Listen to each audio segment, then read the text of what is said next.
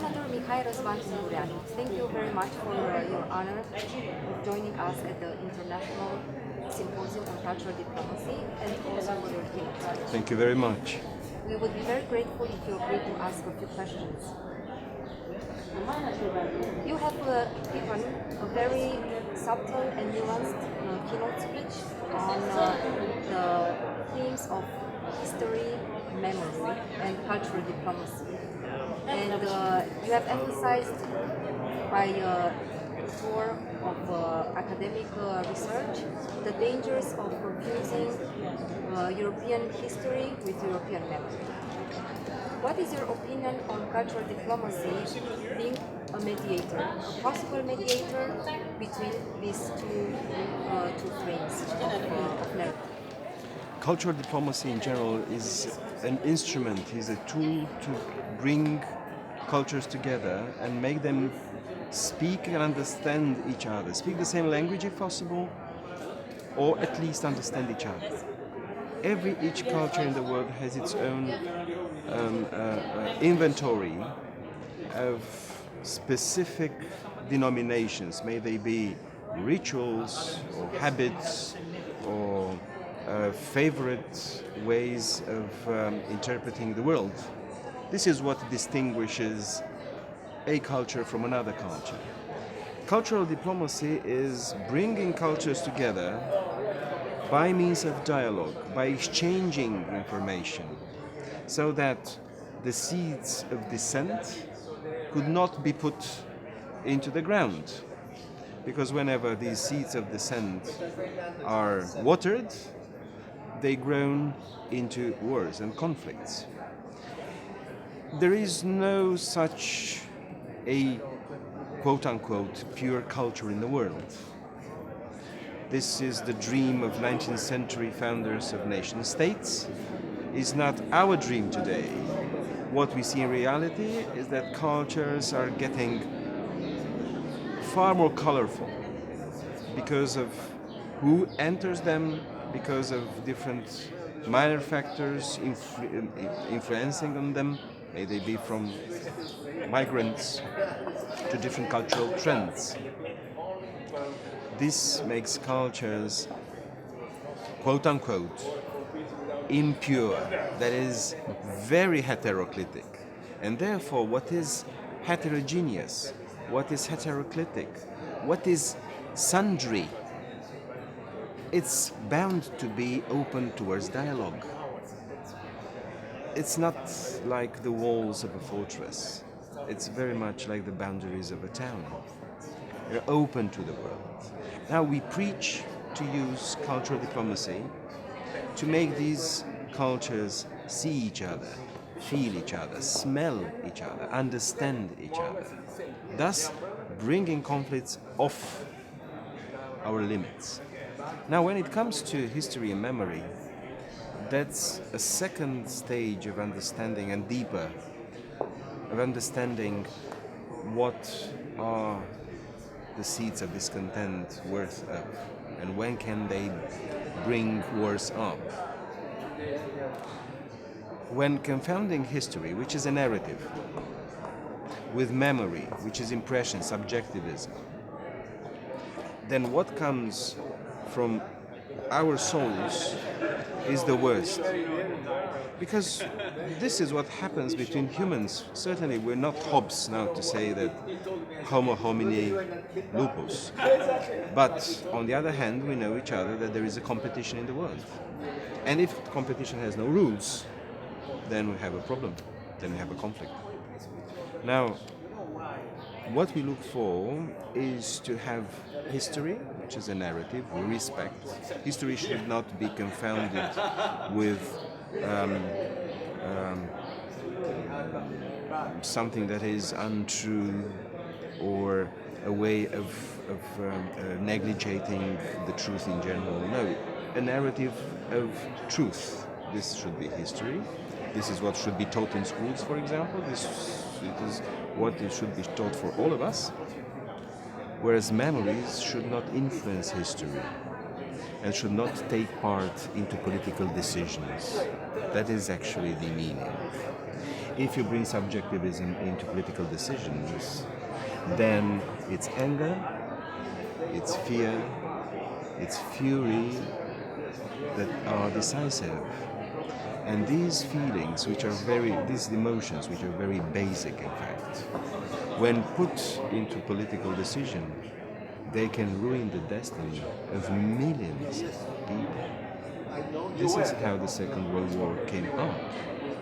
Now, we talk about history, and what we want is European history, but attached to a deeper sentiment, feeling of responsibility. If I'm an European and I share Europe's history, then I'm responsible for what is within that history. I cannot take off my mind the killing of millions of Jews, millions of Gypsies, millions of Slavs throughout the Second World War. I cannot take off my mind the crimes committed by different authoritarian regimes throughout the 20th century, and so on and so forth. So this was the meaning of my keynote speech today.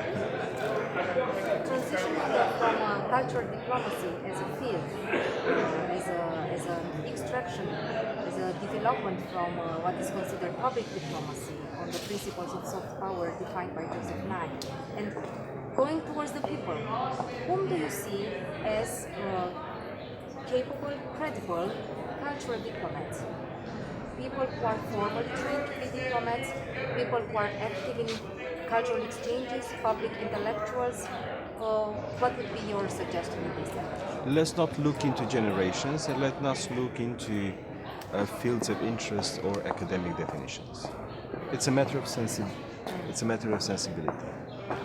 Whoever is sensitive to culture, whoever is sensitive to the difference between cultures and understands that difference as positive, not as a means for negative comparison, that very individual is actually performing a cultural diplomatic task. May he be aware of it or not? What we do now, the three of us here in this interview, is actually a tribute towards cultural diplomacy, because we are sensitive to culture and we understand the difference between cultures because of our growth, because of our background, etc., etc. But we are different ages, represent different origins, we have different academic backgrounds. What unites us is this sensitivity. This is actually where we should look for when seeking for cultural diplomats. A violinist who has no formal training in diplomacy, can he translate a culture into another culture? Yes, he can, because he uses the universal language of musical notation and sounds. A painter does the same thing. Historians may do the same thing, poets. So it's very much about sensitivity. Now, I don't want to sound anyway cynical, but in a campaign, mostly in a high-end campaign like the presidential campaign, emotions themselves are very industrial. That is technologically built and put at work. So we're not talking about raw emotions, we're not talking about what one could feel or read into, when deeply looking into somebody's eyes. Mm-hmm. It's not that tinkle of light that comes out. Mm-hmm. It's very much instrumental emotions, and those emotions are codified. They can be engendered, grown, cultivated, manipulated, or terminated by those who have a profession into this, mm-hmm. who are part of the campaign and the team, for sure. There is, nevertheless, a certain personal chemistry which can be seen at work when a candidate delves into a group of people with less security detail around, mostly by himself, and takes questions and gestures and touches and whatever come with Kisses grace, babies. yes, with grace, with a sense of natureness and sincerity, which is very difficult in the end. Yeah. It's very difficult.